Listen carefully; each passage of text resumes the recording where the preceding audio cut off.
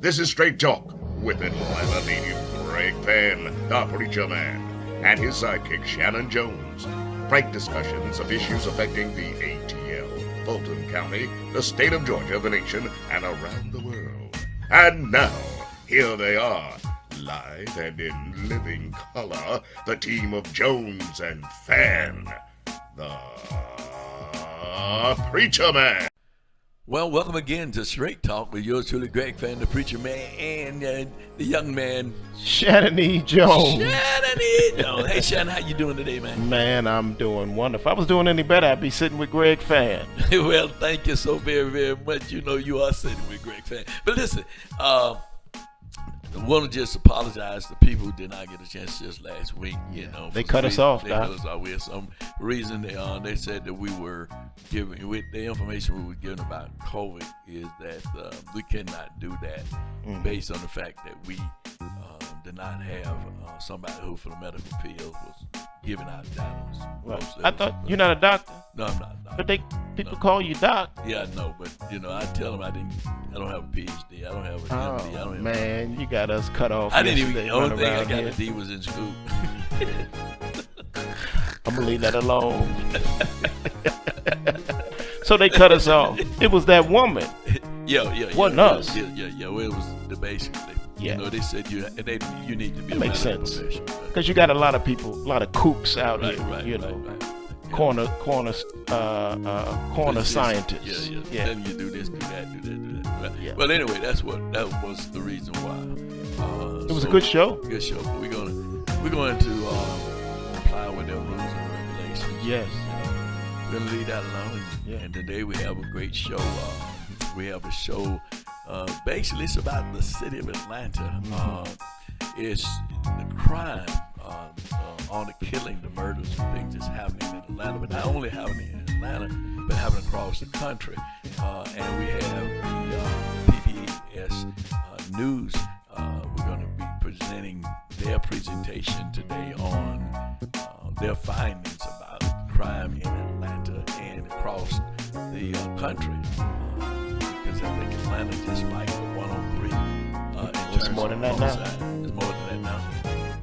And so, you know, one thing that Shanan and I, along with another group of ministers, and we invite other ministers to join us, we're going to be participating and going in communities where people are being murdered with what we call candles, lighting candles, or having what you call it? Clergy with a candle. Clergy with a candle. Yeah. It was an idea that Shanan, the Lord, laid upon your heart to do, and so we're going to be doing that and going into various communities, hopefully partner with other churches and pastors as we go into the community, talking about Jesus being the light of the world. That's the purpose of the candle.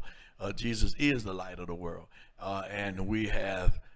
Satan is in those dark places, and we're going in with the message of love. Jesus teaches us to love you one another as I have loved you, and love your neighbor as yourself. So we're going to be going in the community where people are, where these crimes are being perpetrated, people are killing people, and seeking out, as Jesus did, to seek out to save those which are lost. We're not the police. We're not trying to do the police job. They can't do our job, and we can't do their job. But we certainly can share the message of love and how we ought to be, as Jesus taught us to be, as Christians and as those who believe in the true teachings of Jesus Christ. So at this point, Shanan, you have anything you want to say before we move to it? I want to move to now our actual presentation, but before the presentation, we want to have Brother Hal Lamar with Black History Facts, and he's going to be talking about a real Atlantean, a native from Atlanta who became a great athlete, as Hal always do, talk about Atlanteans. Now, we'll be seeing you on the other side after Black History Facts.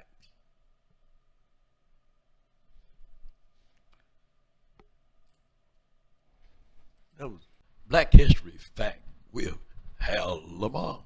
Basketball great Walter Frazier was born and raised in Atlanta and attended the former David T. Howard High School, who's famous for its list of graduates that included attorney Howard Moore, who successfully defended Angela Davis, Maynard Jackson, the city's first African-American mayor, attorney activist Vernon Jordan, Olympic gold medalist Mildred McDaniel Singleton, and federal judge Clarence Cooper. Frazier, who lettered in 3 sports at Howard, chose to follow the hoop and enrolled at Southern Illinois University, which incidentally was also the college home for comedian activist Dick Gregory. At SIU, Frazier was a standout, which came to the attention of the New York Knicks, which made him their first-round draft pick and 7th overall in 1967. He spent 10 years with the Knicks and 2 more with the Cleveland Cavaliers before retiring in 1979 to a second career as a broadcaster and color commentator. His jersey numbers at SIU and the Knicks were retired. He was inducted into the Naismith Memorial Hall of Fame in 1987 and in 2006 to the College Basketball Hall of Fame. This is Hal Lamar. Now back to Shanan Jones and Greg Fann, the Preacher Man. In tune to Straight Talk with Brother Hal Lamar and Black History Fact. Join us each week for Black History Fact on Straight Talk. Well, I tell you, that interview with Walt Clyde Frazier was a good one. Oh, it was. Yeah. As they say in the South, ain't you some kin to him? Yeah, I am some kin to him. He's a third cousin by way of my father's mother, my grandmother, and his granddad were brothers and sisters. Yeah. And then my dad and his mom were first cousins. Yeah. And so here and my dad, a second cousin. Wow. So he's like a third cousin. But I've been knowing him ever since I was knee high to a duck. Wait, look at me like that. Speaking of knee high, what happened to you? Everybody in our family is not tall because my dad apparently not. My dad was the shortest one in the whole family. They call that the run of the litter. But he was the oldest. He was the oldest. Yeah, but that's my dad's sister. My dad's first cousin. Yeah. Son. But you can play basketball. Not a lick. They used to call me Hack'em Shack'em. I just asked. Self-check. No, but you check yourself. No. Anybody be trying to shoot the ball, I'd hack them. Nah, foul. You ain't finna take it in on me like that. No, that talent I did not have. His brother Keith played pretty good ball. He played at Douglas High School. Okay. High School. All right, so we're going to now move on to our next segment, which is the PBS story on crime in Atlanta and crime across the nation. It's not just an Atlanta problem. No. It is a nationwide problem. Yeah, it is. Yes. It is. Yeah. So we're going to listen to them, and then we'll be back because we're going to be talking about the mayoral candidates who will be giving their position on crime in Atlanta and what they would do if elected mayor. We'll be back on the other side with that. Even as some types of crime fell last year, murders and other violent crimes rose sharply in cities across the country, a trend that has continued this year. The causes are not well understood, and there are strong disagreements about how to address the problem. As Amna Nawaz reports, this debate over how to tackle violence is playing out in Atlanta. She was shot 7 times in her back, and then they flipped her over and they shot her 1 time in her head. In the early hours of May 17th at this Northwest Atlanta apartment complex, 27-year-old Alicia Merrill was shot and killed. Would have been right in this spot where the sand is, right over here. Her aunt, Vanessa Cox Logan, said she'd been throwing out trash at this dumpster while helping a friend to move. It's the worst feeling of my life, and I could never get that back. Alicia's mom, Sonia Merrill, remembers the phone call with the news that her daughter had been killed. I didn't want to believe it. I didn't want to believe it. One of my child is gone. She was the first of 6 of my kids, and she grew me up. She taught me how to be a mom. Alicia was one of 6 people shot and killed in Atlanta that weekend alone. Crime across the metro is on the top of minds. Crime in Atlanta. Another violent weekend in Atlanta. Part of a spike in violent crimes the city's seen since 2019, with aggravated assaults up 20% and murders up 52%. From a year-to-year perspective, it was a historic surge in violence last year. Princeton professor Patrick Sharkey, who tracks violent crime in American cities, says Atlanta is not alone. In St. Louis last year, murders increased by 35%, by 18% in San Jose, in Austin, 42%, Detroit, 19%, and New York City saw an increase of 45%. So you had the pandemic and all the suffering and the abandonment of communities that went into that. Then you had this proliferation of guns. It creates the potential for more altercations to become lethal, for more fights to become shootings.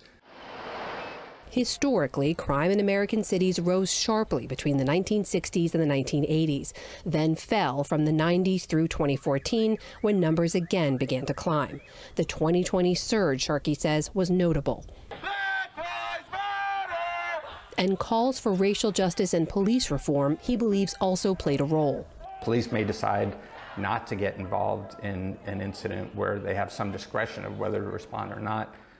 Residents may also decide to check out and no longer call the police. In Atlanta, the June 2020 police shooting of Rayshard Brooks, a black man confronted while he slept in a parking lot, sparked weeks of protest. Atlanta Mayor Keisha Lance Bottoms criticized the use of deadly force. The police chief resigned. And after 2 officers were charged following Brooks' death, more than 150 other officers called out sick. Dozens have since resigned. Today, Atlanta's police department is hundreds of officers short. I don't really think the police is the answer. Columbus Ward has lived in the South Atlanta neighborhood of Peoplestown his whole life. This majority black neighborhood has seen some of the city's worst violence. The Rayshard Brooks got killed right in our neighborhood by police, so that who do you trust? You know, how many people want to trust the police? It's like a war zone. Ethel Floyd has lived here for 57 years. It's a well-known fact about the police. They only come after the fact. Bringing in more police officers is not going to help. It's only going to add fuel to the fire. Resident after resident here tell us they're wary of an increased police presence, but some of their neighbors in North Atlanta disagree. This northern suburb, known as Buckhead, was annexed by Atlanta in the 1950s. And here, too, they've seen an increase in crime recently, which is why some residents in this wealthy and mostly white neighborhood now say the solution is to break away. We feel we're living in a war zone in Buckhead. Bill White is leading the effort to create a separate city of Buckhead, allowing them to use their own tax base to fund their own budget. White says their city would lobby to tighten bail and sentencing rules and deploy its own independent police force. A massive police presence will be something that the new Buckhead City Police Department will absolutely provide. Buckhead's departure would take away significant resources from Atlanta. By some estimates, this area comprises 40% of Atlanta's property wealth, a large part of its tax base. Critics say that would hurt the city's ability to stem rising crime and inequality. And I think what Buckhead City will do will most certainly push the criminals away from Buckhead, and everybody in Buckhead loves that idea.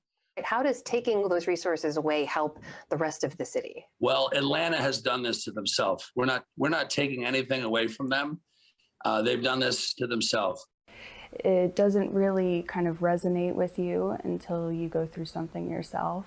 Buckhead resident Ileana Kovic backs the effort to break away after she and her boyfriend, Jason Eads, were brutally assaulted in a parking lot last June.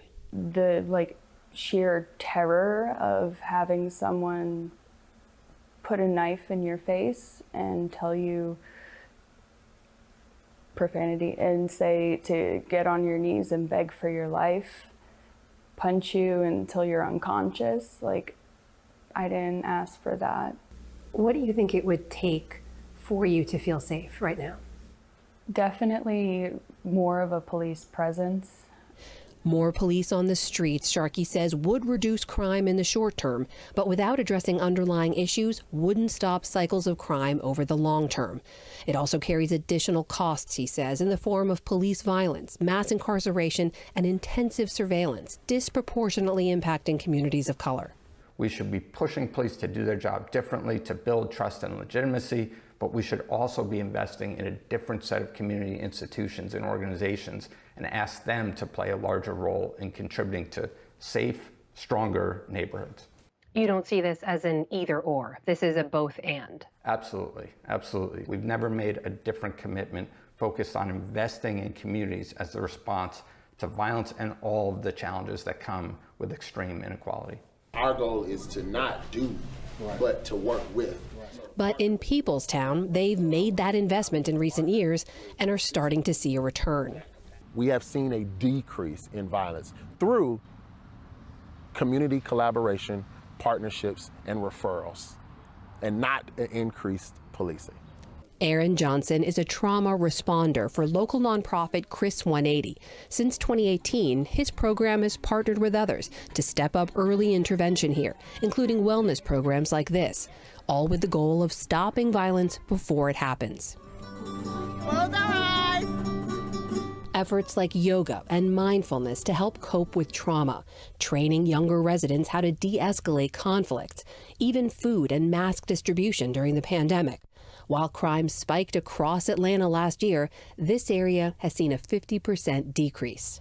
And I believe that violence stems from the lack of equitable resources, the ability to attain these resources, whether it be financial resources, whether it be educational resources. So when the Trauma Response Network comes in and other agencies come into communities to combat said violence, it's about bringing resources to communities. More than 2 months later, Alicia Merrill's murder remains unsolved. No arrests have been made. And while Vanessa Cox Logan isn't opposed to more police help, her family and her community, she says, need more than that. What do you think it would take to make you feel safe right now? We need these cameras to be working. We need adequate wraparound services. I think that's what it's going to take. It's going to take, it really will take the entire village. Outgoing Mayor Keisha Lance Bottoms recently announced plans to hire 250 additional police officers, as well as expand investment in community groups. For the PBS NewsHour, I'm Amna Nawaz in Atlanta.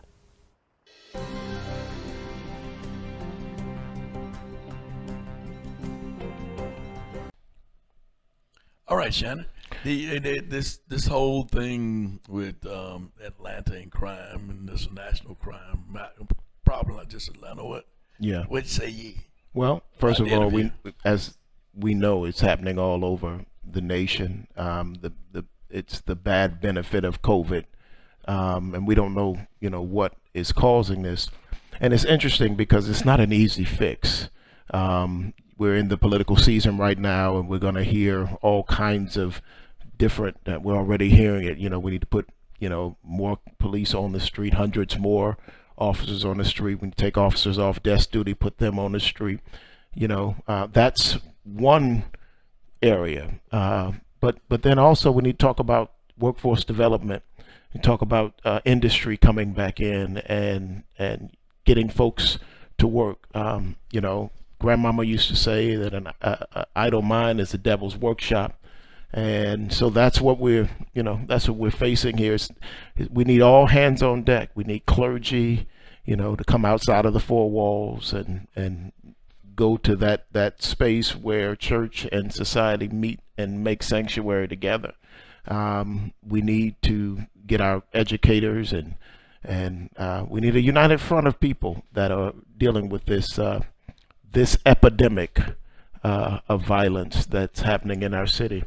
And we need to pray like never before. All right, well, we're bringing up on this next segment the mayoral candidates. Yeah. Those individuals that vying for power, vying for position. That's the power. Freudian slip. Yeah, well, it's Freudian slip. Vying for to be the mayor of Atlanta. Now there were 12 that are qualified. Mm-hmm. That were actually 21, as At you one know, point, and nine of them were disqualified, right? And so then the president mayor is not running for re-election, so you have 12 people that's running for the position. But prior to the Atlanta NACP hosted a forum with all 12 of them most recently, but prior to that, the Upper West Side CID, they hold a forum with the 5 mayoral candidates that they believed at that time would qualify. And so we're going to show that forum and hear what those individuals who said they were going to do as to what they were going to do about crime if they elected and become the next mayor of the city of Atlanta. So we're going to listen to them and see what they're talking about and what they say. Then we'll come back and I want to hear your opinion on what they say. How about that? And I want to hear your opinion on what you say. Absolutely. Crime is up in Atlanta. Have you heard? Did you know that? The AJC reported in June that homicides were up 58% since the same time in 2020. Mr. Reed, what do you see as the cause of that uptick in violent crime, and how would you address it as mayor? My sense is one of the causes were people using the city as a playground during the COVID crisis, and then that behavior leaking into our community. In terms of resolving it, I believe that we need to hire 500 to 750 additional officers.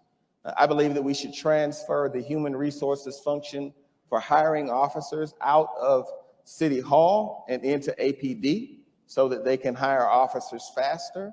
I think that they should partner with the Atlanta Police Foundation, and they should hire a recruiting firm to get our officer staffing up as well.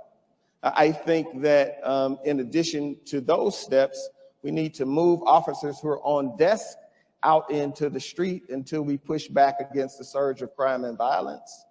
I think that we should use the city's $200 million in reserves, which my administration left, and run overtime to push back against hotspots in the city of Atlanta. Those are just some of the things that we need to do to turn the tide of crime and violence. We also need to surge resources of compassion. We need to reopen and establish every recreation center in the city of Atlanta. There are 33 of them. They should operate 7 days a week until 7 p.m. at night. And then we need to surge resources to all youth-oriented programs that our city offers today. Thank you. Ms. Gay, what are your thoughts about APD? Are reforms to APD the centerpiece of your approach to crime? It's an essential component. We've got to be able to do several things at once. We obviously have an acute problem right now of an increase in violent crime, particularly homicide. And there are some things we need to do immediately to arrest that problem. But at the same time, we've got to have smart strategies for safer policing. And the world has changed. The nature of what we're facing has changed. You can't just do what we might have done 4 or 8 years ago. New problems require new strategies, and smart solutions. But at the same time, we've got to have good policing. And we've got to be clear with our police department what we expect of them, not ask them to do things that social services and mental health services are better equipped to do, give them the resources and the training that we need for them to do those jobs, but also be very clear about what we hold them accountable for. There are resources, there are partners, there are protectors, but we've also got to make sure that we are clear about the type of policing we want in this city, and we measure that, we reward that, and for people who can't perform in that way, they would have to do something else. Thank you. You know, we've heard from some time that APD, the morale there is pretty bad. It's down.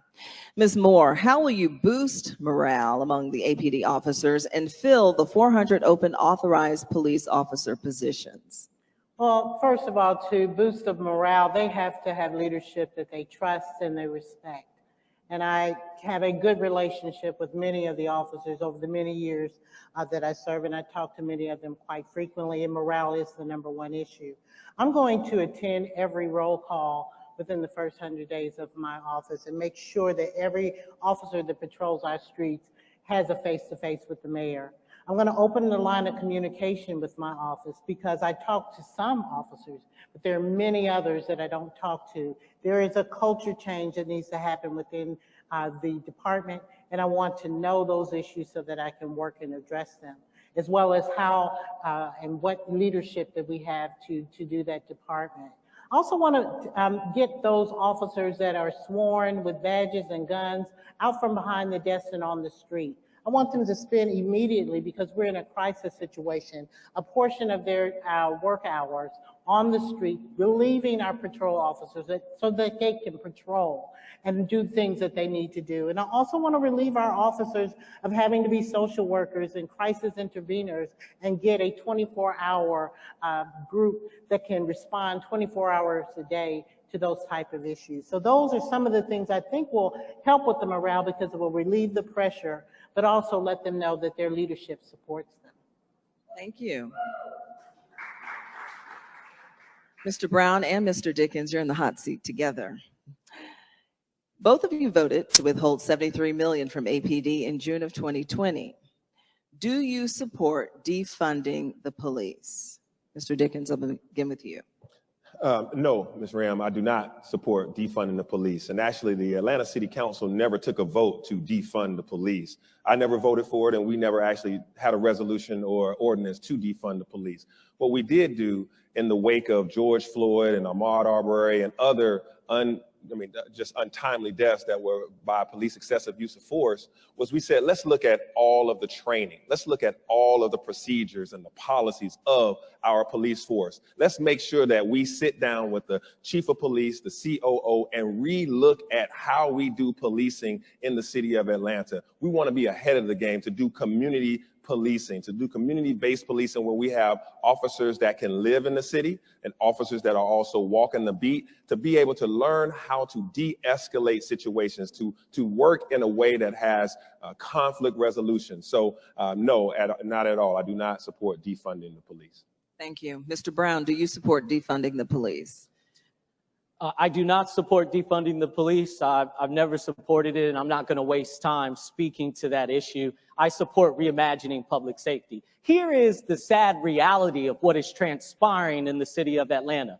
You have individuals living in generational poverty that are struggling to survive every day, having to choose between committing a crime to ensure that their family can put food on their table and stay in their home, or becoming unsheltered in the city of Atlanta. So the reality is that if we're going to address crime in this city, it's not going to be based on how many officers we put on the streets of Atlanta.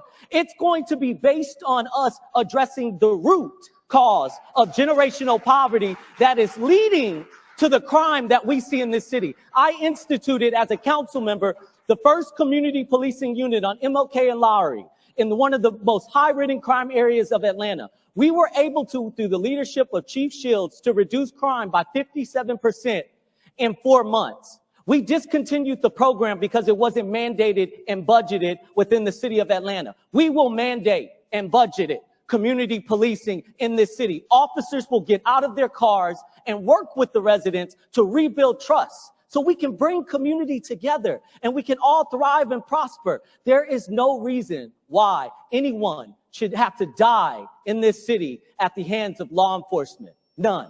Thank you. Thank you. This next question addresses the Atlanta Detention Center, and this question will be asked of all the candidates.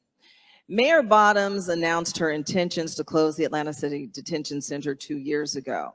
She has not received the support of council to turn 500,000 square foot facility in the heart of downtown into a hub for residents to receive support services. The question for the candidates is, will you continue in her footsteps to close the jail? Why or why not? Ms. Gay, I'll begin with you. I would not. I would not proceed. I would proceed differently. We have a humane housing crisis at the Fulton County Jail. Fulton County Jail has been overcrowded for years. It has been under court order to improve the conditions. I'm very mindful of all the things that are being done at the state level and the federal level to reduce the number of people we incarcerate and to reduce the sentences of the people who are incarcerated. But the fact is there are people who are in the Fulton County Jail and who are required to be in the Fulton County Jail, and it is our obligation as a community to house those people humanely. The Atlanta jail is almost empty. Right now, that crisis can be averted by partnering with our partner, Fulton County, to house people in that jail. As people are arrested, we need to be very clear about figuring out people who don't need to be in jail, who need addiction treatment or mental health treatment, make sure they're diverted to the programs that would help them. But we also need to be realistic about partnering with the county to make sure that our criminal justice system as a whole works well. The other problem is if you close the city jail, you don't have any place to process the people who are arrested for violating city ordinances, which could make policing some of these hot spots and addressing some of our city issues actually harder. So I would follow the recommendations of Sheriff Labatt. Thank you. Mr. Brown, will you close the jail? Why or why not? Well, if you're looking for something that's going to differentiate you with candidates, I do support closing the jail. I support the fact that we should be able, even through closing the jail, find a place of compromise with Fulton County, with some of our neighboring partners, to be able to create a center for equity and wellness. I truly believe that. Why? Because my mom was incarcerated when I was 12 years old. And she came out of the criminal justice system. And what happened? There were no resources and opportunities for her. So she committed recidivism. She found herself in a cycle of recidivism where she was continuously in and out of prison. We can use ACDC to be a place where folks from Fulton County that have committed low-level offenses can be matriculated through ACDC and be able to readapt back into society. There's ways to house the unsheltered population within ACDC. We need beds right now. The barriers for entry with private beds in the city of Atlanta are so high. The rise in the unsheltered population continues to grow because there's nowhere for them to go because they can't get into the shelters in the city of Atlanta. Why can't we use ACDC in an equitable way while still supporting Fulton County and being able to take care of the city of Atlanta? So I hope you all support me in the fact that we definitely need to reimagine ACDC and not continue to waste taxpayer dollars when there's low-level entry into the facility. Thank you. Thank you. Mr. Reed, would you continue in Mayor Bottom's footsteps? Why or why not in closing the jail? I will keep the jail open. It should not be closed, and we should not have announced that it was closing in the middle of a global pandemic and a surge in crime. Atlanta has about 500 to 600 repeat offenders. These aren't people who made mistakes or tripped up. These are people who have 10, 20, 30, 40, 50 felony convictions. Those individuals have made a decision to live a life of crime. We need the capability when they commit crime to remove them from our community and try to find them help. I also think that we should be partnering with Sheriff Pat Labatt and cooperating to give additional bed space to the Fulton County Sheriff's Office. Another point I would make is this. When you lead a global city that has a reputation for leading in civil and human rights, an event in Minneapolis or in Dallas, Texas, or Baton Rouge can create a situation where you have 10,000 people who are protesting in your downtown. Some of those individuals, a very small number, do not have good intentions. You need a jail facility to manage, and you need to have that kind of capability. I also think that it sends a terrible message to criminals that the Fulton County Jail is absolutely full and that the city's jail is closed. It makes them believe that they can get away with anything. Thank you. Ms. Moore, would you continue in Mayor Bottom's footsteps to close the jail? Why or why not? I would not continue in her footsteps, and the reason why, and there are many, but the first and foremost is I would not like to see those who are protesting in our streets have to have a state charge and go to Fulton County Jail because we don't have a city jail that we can hold them on municipal offenses and keep their records clean. But the real reason why is because there's a tale of two jails. I visited both of them. You go to the Fulton County Jail, it's cramped, it's outdated, it's functionally obsolete. You have people sleeping on the floor.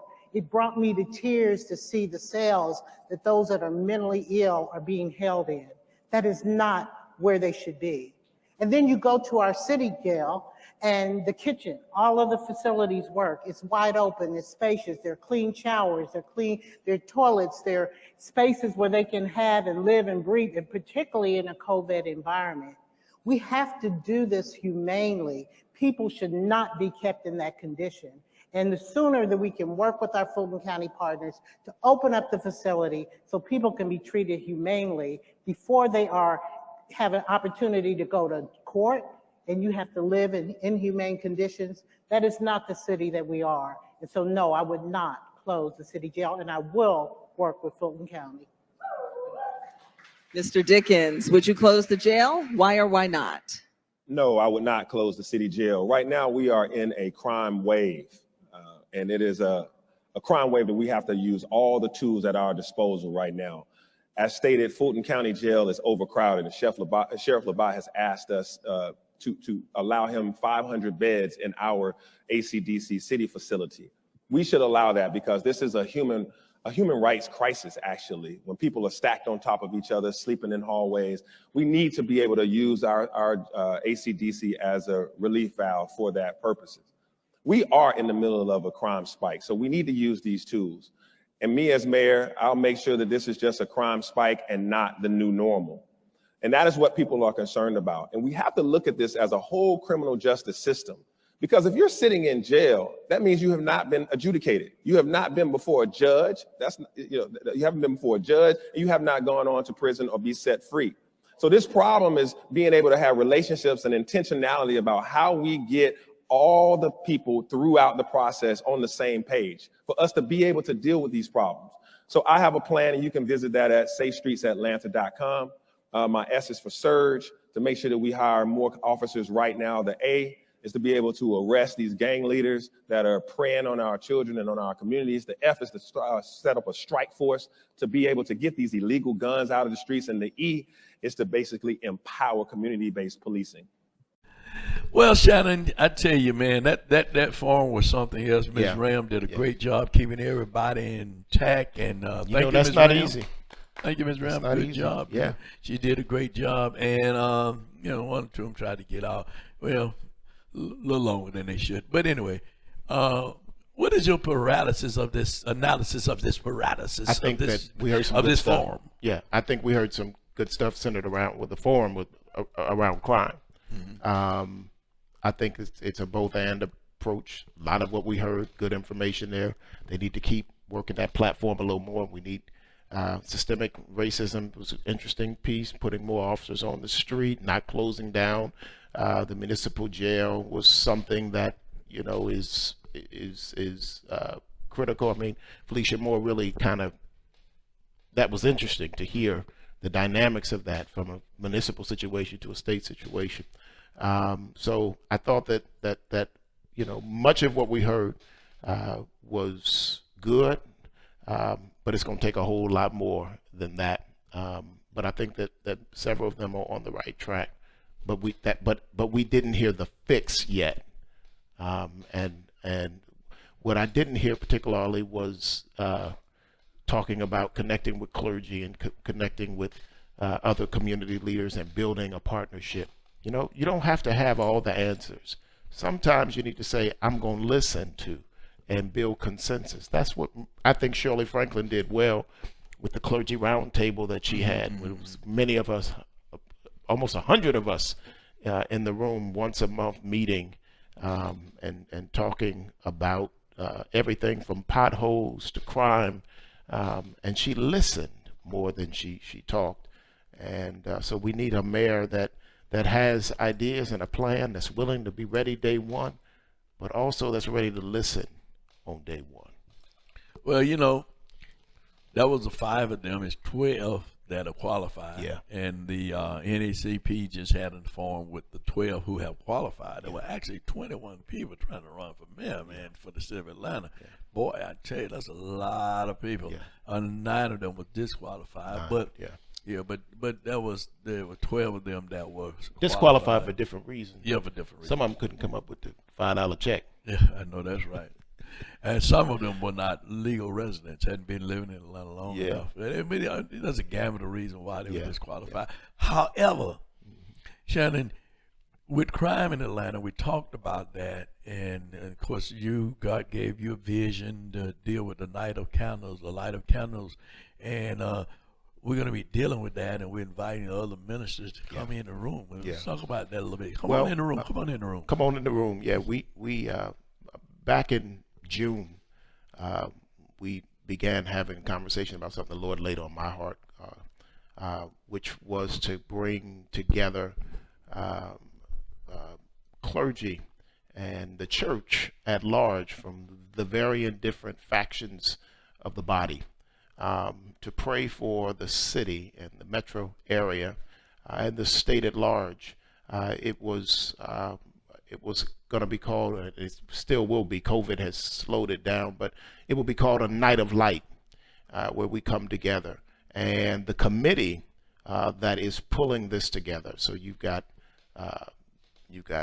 progressives, you've got conservatives, you've got blacks, whites, Asians, all of us coming together. We're called Clergy with a Candle. And the mission is to light the darkness with the light of love. And so we've already come together. We've had some interesting discussions.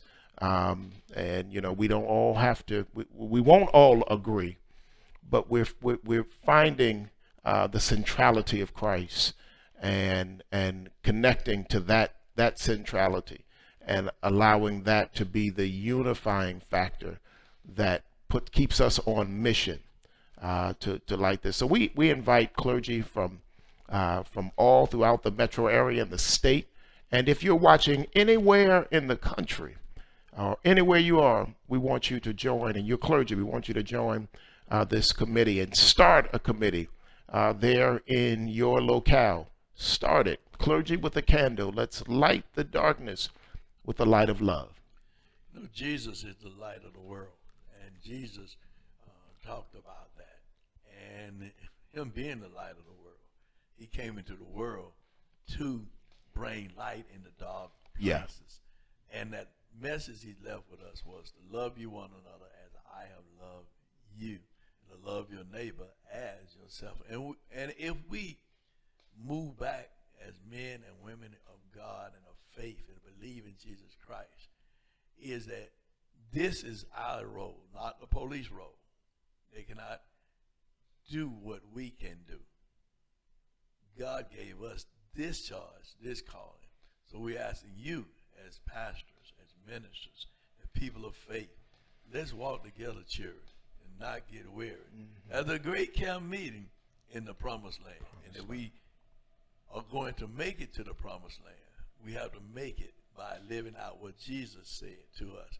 Whatever you do unto the least of them, you do also unto me. And if you don't, you're going to hell. And if we don't love you one another just as he has loved us, then we know what we're destined to. Not this fleshly body, but the soul that God has given us that's housed in this body. It is our soul that God is coming back for. And he is coming back sooner than we think. Hey, I'm Greg Fann, the preacher man. I'm here with my good friend and my young man, Shanan Jones. How you doing? You dropped my E. You didn't. Yeah, I forgot I dropped your E. Shanan E. Jones. That's right. Until next week, listen, check us out right here on Straight Talk each and every week. Share it with your Facebook friends and family, your YouTube family. Won't you do that? It's Straight Talk. And subscribe to our channel. We'll see you right here, same time, same place, with Straight Talk. Because this ain't nothing but what, Shanan? Straight Talk. Want to be a guest on Straight Talk? Email Greg Fann at FANN922 at Comcast.net or call 404-308-0795. Join us again for another episode of Straight Talk with Shanan Jones and Greg Fann, the Preacher Man.